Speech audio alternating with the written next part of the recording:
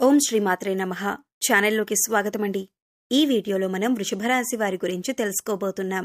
ఈ రాశి వారికి ఏప్రిల్ 8, 9 తేదీలలో అతిపెద్ద సంఘటనలు జరగబోతున్నాయి. ఈ సంఘటనలకు సంబంధించి మీకు ఎటువంటి సంకేతాలందుతాయి? అలాగే ఎన్నో సంవత్సరాలుగా ఎదురుచూస్తున్న పని ఏ దేవత అనుగ్రహంతో పూర్తవుతుంది అనే అంశాలతో పాటుగా ఈ సమయంలో మీరు చేసుకోవలసిన దేవతారాధన అలాగే పాటించవలసిన పరిహారాల గురించి ఈ వీడియోలో మనం వివరంగా తెలుసుకుందాం.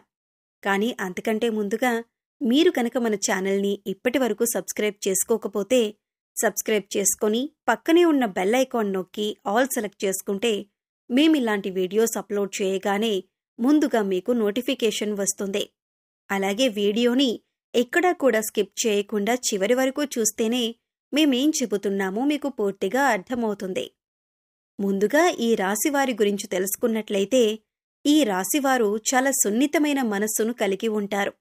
ఎదుటివారు బాధల్లో ఉంటే వీరు వెంటనే రియాక్ట్ అయ్యి వారికి కావలసిన సహాయం చేస్తారు.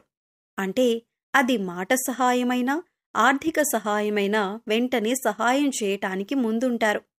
ఈ రాశి వారికి అబద్ధాలు చెప్పటమన్నా మోసం చేయటమన్నా అస్సలు ఇష్టం ఉండదు. అలాగే నా అనుకున్నవారు ఎవరైనా మోసం చేస్తే ఈ రాశివారు అస్సలు సహించలేరు. ఈ రాశివారు స్నేహితులతో అన్నీ షేర్ చేసుకోవటానికి ఇష్టపడతారు. పెద్దలంటే గౌరవ మర్యాదలను కలిగి ఉంటారు. ముఖ్యంగా ఈ రాశివారు గత కొన్ని సంవత్సరాలుగా ఎన్నో ఇబ్బందులు పడి ఉన్నారు. అది ఆర్థికంగా, మానసికంగా, అలాగే ఆరోగ్యపరంగా ఏదో ఒక అంశంలో ఇబ్బందులు పడుతూ వచ్చారు. కానీ ఇకపై మీకు అటువంటి ఇబ్బందులేవీ ఉండవు. మారుతున్నటువంటి గ్రహస్థితి కారణంగా మీరు గత కొంత సంవత్సరాలుగా పడుతున్న ఇబ్బందులన్నీ కూడా తొలగిపోతాయి. గతంలో మీరు చేపట్టిన ప్రతి పనిలో కూడా ఆటంకాలు కలిగిన సమయాలు కూడా ఉన్నాయి. కానీ ఇకపై మీకు సమయంలో ఆటంకాలు ఉండవు. మీరు ఎంతో కాలంగా ఎదురుచూస్తున్న మంచి సమయం వచ్చింది. ఆర్థికంగా నిలదొక్కుకోవటానికి కొత్త వ్యాపారం మొదలు పెట్టాలి అనుకున్నట్లయితే అది ఏ విధంగా చెయ్యాలో తెలియక ఇబ్బందులు పడుతూ వచ్చారు. కొత్తగా ఏ రంగంలో ఇన్వెస్ట్ చెయ్యాలి అనే ఆలోచన చేస్తున్నట్లయితే ఇది మీకు మంచి సమయంగా చెప్పుకోవచ్చు. ఎందుకంటే మీరు చేసే ప్రతి పనిలో కూడా విజయం సాధించే సమయమిది. అన్నింట్లో కూడా అనుకూలమైన ఫలితాలను పొందుతారు. అయితే కొత్తగా మొదలుపెట్టే వ్యాపారం గురించి అనుభవజ్ఞుల సలహాలు తీసుకోండి. ఇంట్లో మీ పెద్దల సహాయ సహకారాలు తీసుకొని వారి సలహాతో వ్యాపారాన్ని ప్రారంభించండి. నిరుద్యోగస్తులకు కూడా అనుకూలమైన సమయమని చెప్పుకోవచ్చు. ఎందుకంటే గత కొంతకాలంగా మీరు కోరుకున్న ఉద్యోగం లభించక ఎన్నో ప్రయత్నాలు చేసి విఫలమై ఉన్నారు. కానీ ఈ సమయం మీకు అనుకూలంగా ఉండటం వల్ల మీరు కోరుకున్న ఉద్యోగం మీకు లభించబోతుంది. ఈ సమయంలో మీకు వచ్చిన ఉద్యోగం పట్ల ఎక్కువ బాధ్యతలు కలిగి ఉండి ఇచ్చిన పని సమయానికి పూర్తి చేసి మీ నైపుణ్యాన్ని ప్రదర్శించండి. సహోద్యోగులతో ఎటువంటి గొడవలు లేకుండా చూసుకోండి. దీనివల్ల మీకు రాబోయే కాలంలో వారు మీకు సహాయపడతారు. ఈ రాశివారికి ఈ సమయంలో శివయ్య అనుగ్రహం ఉండటం వల్ల మీరు ప్రతి పనిలో కూడా విజయం సాధిస్తున్నారు. మీకు తెలియకుండానే శివయ్య మీకు ప్రతి పనిలో తోడుగా ఉన్నారు. శివయ్య ముందుండి మిమ్మల్ని నడిపిస్తున్నారు. అందుకోసం ఈ సమయంలో మీరు శివారాధన ఎక్కువ చేసుకోవటం వల్ల పరిపూర్ణమైన శివయ్య అనుగ్రహాన్ని మీరు పొందగలుగుతారు. ఇకపై మీకు ఏ అంశాల్లోనైనా ఎటువంటి లోటు ఉండదు. మీరు అనుకున్న పనులన్నీ కూడా సజావుగా సాగిపోతాయి. అవివాహితులకు వివాహయోగం సూచిస్తుంది. మీరు కోరుకున్న మంచి సంబంధం కలిసి వస్తుంది. దీనివల్ల మీరు మానసికంగా ఆనందంగా ఉంటారు. ఎన్నో ఏళ్లుగా మీరు ఎదురుచూస్తున్న సమయం వచ్చింది. ఈ సమయం నీ జీవితంలో అతి ముఖ్యమైన సమయం అని చెప్పొచ్చు. ప్రస్తుతం ఏప్రిల్ 8, 9 తేదీలలో అతి ముఖ్యమైన సంఘటనలు మీ జీవితంలో చోటు చేసుకోబోతున్నాయి. అందుకోసం మీరు ఈ 2 పనులు మాత్రం అస్సలు చేయకూడదు. పొరపాటున ఈ 2 పనులు చేసినట్లయితే కనుక మీరు కష్టాల్లో చిక్కుకునే అవకాశం ఉంటుంది. మీరు చాలా జాగ్రత్తగా వ్యవహరించవలసిన సమయం ఇదే. ఇక ముఖ్యమైన సంఘటనలేంటి, మీరు చేయకూడని పనులేంటి అనే అంశాలను చూద్దాం.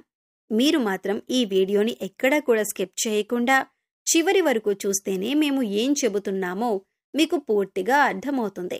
ముఖ్యంగా మొదటి విషయం ఏంటంటే, ఈ రాశివారు ఎప్పుడూ కూడా ఇతరుల మీద ఆధారపడకూడదు. తమ పని తాము చేసుకుంటూ పోవాలి. ఎప్పుడైతే వీరు ఇతరుల మీద ఆధారపడతారో వారు ఆ పని మీద అంత శ్రద్ధ పెట్టకపోవచ్చు. దానివల్ల పనిలో నాణ్యత తగ్గే అవకాశం ఉంటుంది. ఇక పై అధికారుల నుంచి కానీ లేదా మీ ఇంటికి సంబంధించిన పనులైతే మీ ఇంట్లో వాళ్లకు కానీ ఇబ్బంది కలిగే అవకాశం ఉంటుంది. అందుకోసం వేరే వారి మీద మీ బాధ్యతలను పెట్టకండి. మీరు జాగ్రత్త తీసుకోవలసిన మరొక ముఖ్యమైన అంశం ఏంటంటే నమ్మకం. అందర్నీ నమ్మి మీరు చిక్కుల్లో పడే అవకాశం ఉంటుంది. కాబట్టి ఈ సమయంలో ప్రతి ఒక్కరిని నమ్మటం అనేది అంత మంచిది కాదు. ఇక ఎదుటివారిని నమ్మి వారిచ్చిన సలహాలను పాటించటం వల్ల అది మీ జీవితంలో ఎంతవరకు మంచి జరుగుతుంది అని బేరీజు వేసుకొని పనిని మొదలు పెట్టాలి. లేదంటే మీరు కష్టాలను కొని తెచ్చుకున్నట్లే అవుతుంది. ఇక ఇంట్లో పెద్దలు చెప్పిన సలహాలను పాటించటం వల్ల మీకు మంచి జరుగుతుంది తప్ప బయట వాళ్లను నమ్మి వారి మీద మీ పూర్తి నమ్మకాన్ని ఉంచి పనులు మాత్రం మొదలు పెట్టకండి. ఇక ముఖ్యమైన మరో అంశం ఏంటంటే, ఇప్పటిదాకా మీరు పడుతున్న కష్టాలన్నింటికీ ఫుల్ స్టాప్ పెట్టబోతున్నారు. ఎందుకంటే సాక్షాత్తు శివయ్య యొక్క అనుగ్రహం మీకు ఉంది. శివయ్య చల్లని చూపు వల్ల మీరు చేసే ప్రతి పని కూడా పూర్తవుతుంది. న్యాయానికి ధర్మానికి విలువనిచ్చి మీరు చేసే ప్రతి పని కూడా శివయ్య గమనిస్తున్నాడు. ఇక ఇప్పటికే ఉద్యోగం చేస్తున్న వారికి పదోన్నతి లభిస్తుంది. ఇక మీరు ముఖ్యంగా గమనించవలసిందేంటంటే, దేవతల అనుగ్రహం పొందటం అంత సులువు కాదు. కానీ మీకు శివయ్య అనుగ్రహం ఉంది. అయితే శివయ్య మీ వెనకాలే ఉండి మిమ్మల్ని అనుగ్రహిస్తున్నాడు అనటానికి సంకేతం ఏంటి అంటే, మీకు కనుక ఉదయాన్నే బ్రహ్మముహూర్తంలో అంటే తెల్లవారుజామున 3 గంటల తర్వాత మెలకువ వచ్చినట్లయితే మీపై దేవతల అనుగ్రహం ఉందని చెప్పొచ్చు. అయితే ఈ సమయంలో మీరు బ్రహ్మముహూర్తంలో దైవనామస్మరణ చేసుకోవటం చాలా ఉత్తమం. ఇలా తరచుగా మీకు బ్రహ్మముహూర్తంలో మెలకువ వస్తూ ఉంటే దేవతల అనుగ్రహంతో త్వరలో మీరు ఉన్నత స్థితికి చేరుకుంటారు. అలాగే మీకు కలలో కనుక చిన్నపిల్లలు ముఖ్యంగా ఆడపిల్లలు కనిపించినట్లయితే సాక్షాత్తు అమ్మవారి అనుగ్రహం మీకు ఉన్నట్లే. కలలో ఆవు కనిపించినా పాము కనిపించినా కూడా అవి శుభ సంకేతంగా చెప్పొచ్చు. ఇవన్నీ కూడా మీకు దేవత అనుగ్రహం ఉందని చెప్పటానికి సంకేతం. అందుకోసం మీ ఇంటిని ఎప్పుడూ కూడా పరిశుభ్రంగా ఉంచుకోండి. ఇష్టదైవ నామస్మరణ చేసుకుంటూ ఉండండి. అలాగే ఇంట్లో నిత్య దైవారాధన దీపారాధన చేయాలి.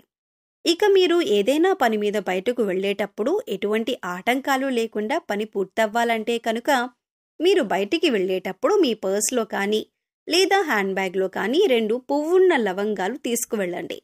అలాగే ఆ పని పూర్తయి తిరిగి వచ్చిన తర్వాత ఇంటి బయటే ఆ 2 లవంగాలను తీసి పడేయండి.